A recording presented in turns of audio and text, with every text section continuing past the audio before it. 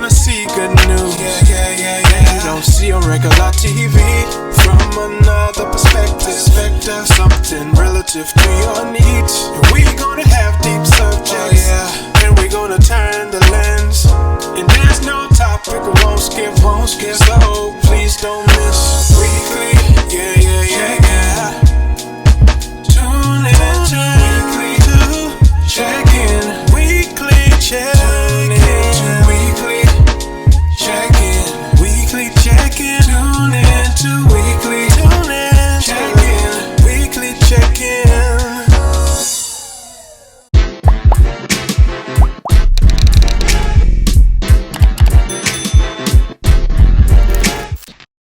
So let's talk about with Georgia, right? And the SB 202 bill that was passed, the new election bill that is about 100 pages long, or a little over 100 pages. Yep.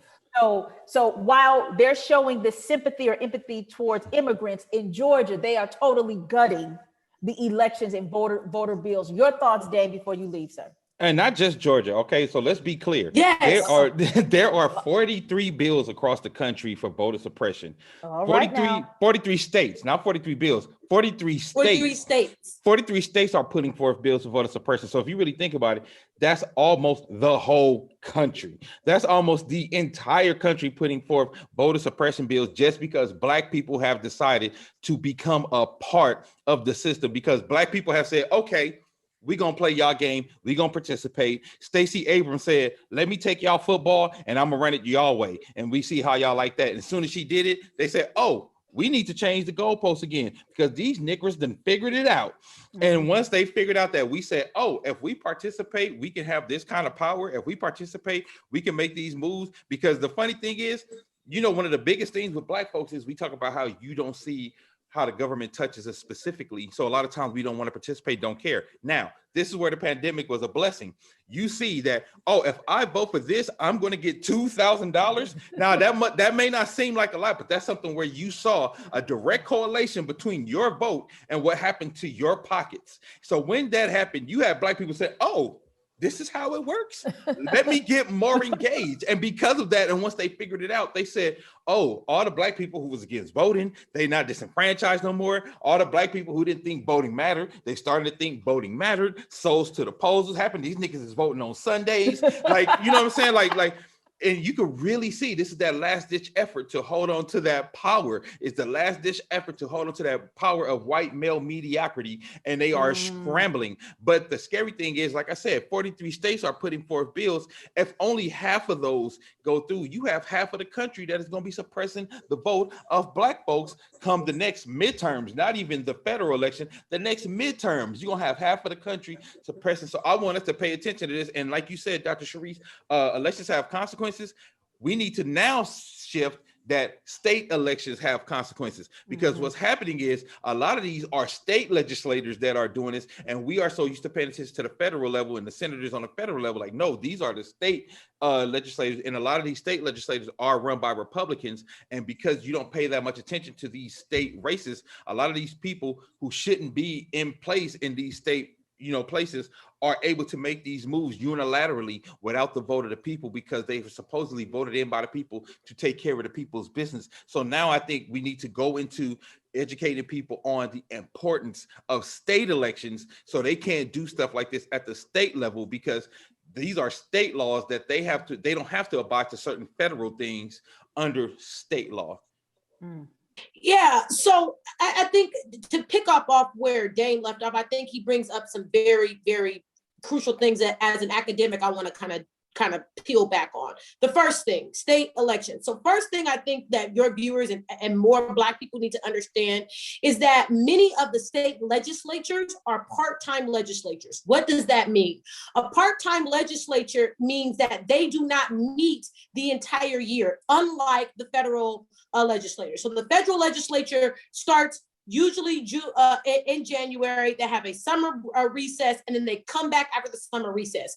And a part-time legislature, there's only 12 states in the United States that have full-time legislatures. So what does that mean, or why is that important? Because that means in a part-time legislature, the states have a very limited time, anywhere from 6 to 12 or sometimes 13 weeks to pass legislation that is going to then stand oftentimes for 2 years. And so the reason that this is important and understanding what Dave is talking about by paying attention to state elections is that state election may have consequences for you for 4 years because of the fact that there are part-time legislatures and not full-time legislatures, which means that bills to come up to then eradicate or to replace things that were done in the next session are fewer and far between. So that's the first thing, is that I need people to understand that a part-time legislature at the state has far more direct consequences on your life. I also want people to understand that part-time state legislature is directly connected then to the census. It's directly connected to the census and the drawing of districts. So the federal districts that are drawn through reapportionment are then affect the state districts, meaning that those legislators that you see that are part-time, that are happening at the state level, are directly then connected to the lines that are drawn in a census that happens every 10 years federally. So one of the biggest reasons that we see this massive amount of bills that are coming across the entire United States, 43 states, one of the biggest reasons we see this is because in 2010, Barack Obama because of the backlash of Barack Obama, we see then the districts redrawn, and the districts were redrawn at the federal level and at the state level in such a way that gave Republicans the advantage. And we're now living out those consequences right now. Why is this important? Because we just took a census, and in 2021, right, and they're collecting the data. Next year, they're going to start redrawing these districts again. And so this idea of we only pay attention to the federal is extremely dangerous, because if we don't understand how the federal then affects the state and how this is happening in cycles, on one level, we are seeing this happen in the census every 10 years. On the next level, we are seeing it happen in a presidential election, which is happening every 4 years. On the next level, we are seeing it happening through midterms, as Dame discussed, on the 2-year level. And then we are also seeing it in state legislatures that are then meeting part-time and then are happening at odd years, because every state does not run their elections in the presidential or on the 2-4-year cycle. They are having them every 2 and 4 years. But for instance, the state of Virginia does not have their elections in a even year. They have them in odd years. And so these are all of the trickeries and the games that they play that many, as Dame said, many people who are not civically engaged don't even understand what's happening. And so again, elections have consequences. Once you saw that the Senate was able to flip, or the Senate was able to flip as far as power is concerned, that's the difference of you having $1,400 or you not having $1,400. And I think that's what peaked on the light for many of us. Like, wait a minute, these elections really do have consequences that are affecting my direct bank account and how quickly the rollout was. Because let's remember, it took Trump a while to get us those checks, right? Whereas the Biden administration is not having nearly as much trouble getting folks their checks as the Trump administration. And one of the biggest reasons, let's be clear as to why Trump took longer, is because he required his name to be on the check, right? And so it took another bureaucratic process to get his name or his signature actually on those checks. All of these things have consequences, and I think that Dame pointing this out is extremely important. Yeah, these are some really good points. Because somebody put something like Georgia, you got work to do, and somebody else said it's just not Georgia. I don't know where you live, and so this is, I think, the other half. And you know what? I am happy that the Republicans are vigilant quickly, because people are still in the fight mode. So keep that energy, bring all that smoke and keep that energy for the next 4 years. And that's what Republican commentators have said. If you listen to CNN, if you listen to MSNBC, they are saying this was a dumb move by Republicans, because all you've done is get Black folks who are already upset even more upset. All you've done is further engage them. This is not 1950 where you can use a broad amount of force and it's going to be acceptable. This is not 1960 where you're going to get a piece of legislation and people are going to settle down. No, No, this then makes HR 1, right, the John Lewis bill, even more, it makes it even more controversial, and it really puts Republicans, especially in swing districts, on the hot seat, especially Republicans that are coming up for re-election in 2022. This puts them on the hot seat. And let's remember, and this is where, again, remember, I've been preaching Georgia for months now.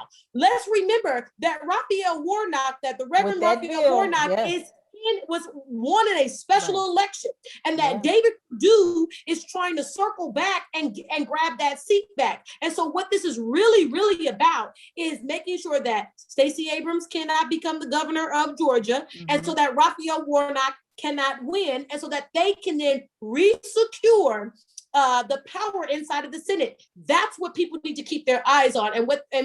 And to your point, I don't think that Republicans understand, or they've miscalculated here, because all you've done is taken Black folks who may have been coming on the down and turned them all the way up.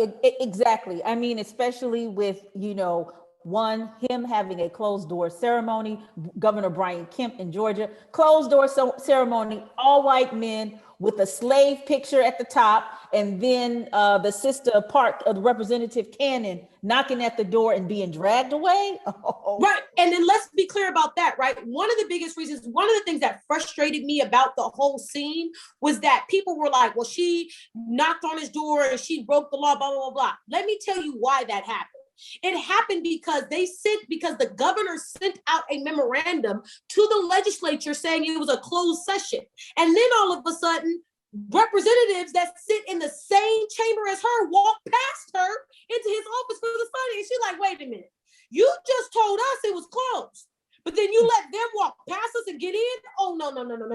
That's why if you watch the tape has been circulated on social media. That is why they're hollering out to the officers, cite the code in which you are arresting her under. Cite the code, give us the code in which you are, and they couldn't cite the code because they didn't have any code to give, right? They made up a code, or they found a justification once she had then been arrested, but they couldn't cite a code because there wasn't one. And the reason she started knocking on the door, let me be very clear. The reason she started knocking on the door is because they were told it was a closed session. And then 3 or 4 white men passed her in the hallway as they were protesting and were let into the same door that they were told was closed to them that they were knocking on. So let's be very clear that this wasn't, I just became upset and not start knocking on the door. I didn't start knocking until my colleagues walked past me. And you allowed them in. Now, let's also be very clear. A white man can sit on Nancy Pelosi's desk, put his feet up, steal material, and we can barely find them. But we have no problem arresting a Black woman who watched her colleagues pass her, and we can arrest her for knocking on the door. Mm-hmm. Yeah, it's the same way they could arrest a kid for picking a tulip or a lily, right? So what the Black boy that they arrested for picking a tulip at the bus stop. Mm-hmm. At the bus stop. Mm-hmm. And so all they're doing is that they are making, in particular, Black women more and more pissed. And more and more pissed off. And one thing you don't want to do is make a Black woman angrier, because we do not forget, we activate. And our activation. And Kaya, let me give you an example on activation. Let's take us back to the summer of last year when Brian Kemp sued Keisha Lance Bottoms because of the mask mandate that she provided in Atlanta. Let's go back to that, right? What happened? Deltas mobilized from across the country. They boarded buses, went up to Kemp's residence, to the gubernatorial residence in Athens, Georgia, stood out there social distance, and what did they do? They sang. Going back to your piece about why music is important. They sat and sang their sorority songs. They sang freedom songs. They sang songs from the civil rights movement. They sang their sorority songs. By the time them Black women, they had it down pat. They had a schedule where this sister would drop out, go to the bathroom, and the next sister would show up. They sang out there and stood in front of that man's house to the point that he dropped the lawsuit. Keep playing with Black women if you want to.